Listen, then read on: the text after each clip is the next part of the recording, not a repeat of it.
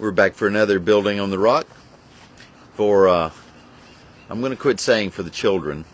I'm going to say for the families, since I know that there are a number of folks who are listening who are young at heart, but not quite as young as our children.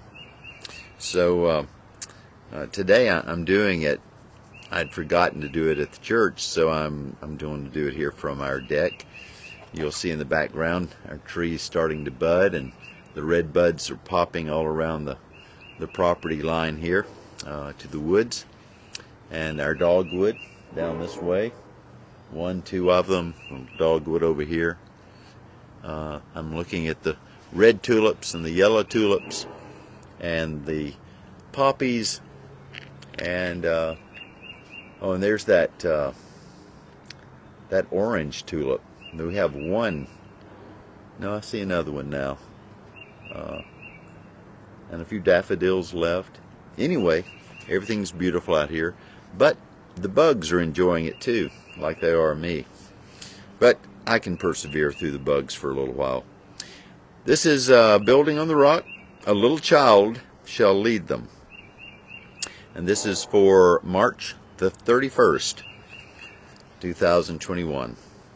A minister of the gospel who lived in England had a careless, idle son. He left his parents, being tired of their religion and earnest warnings, gained passage on a ship, and sailed on a long voyage over the Atlantic Ocean. His distressed parents grieved over him and followed him with their prayers and with godly advice in their letters to him.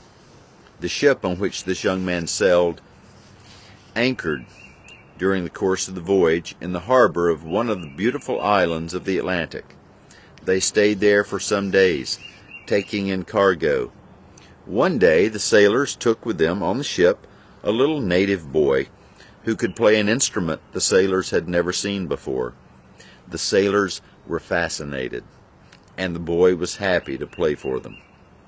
At last the boy asked the sailors to please bring him to shore again, but the sailors wanted him to stay longer. "Oh, I really must go," said the little boy. "A good Christian missionary has come to the village where I live.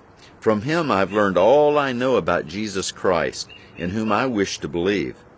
He always meets us at this time of the day, in the shade under the big tree, to tell us more about Jesus, and I do want to go and hear him."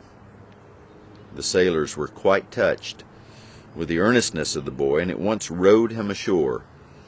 But that thoughtless son of the English minister was especially struck by the words of this native boy.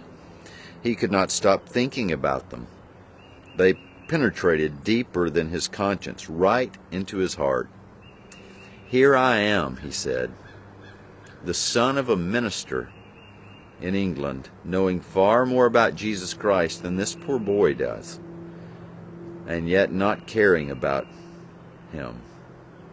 This little fellow is now earnestly listening to the word of life, while I am willfully neglecting it." He went to his bed that night in great distress. He wept bitter tears over his sins and prayed to be forgiven. His prayer was heard and was answered fully. He became a child of God, and great was the joy of his parents when the news reached them. Their son, who had been dead, was now alive, and he who had been lost was found. Reminds you a bit of the prodigal son in the Gospels in the New Testament, doesn't it?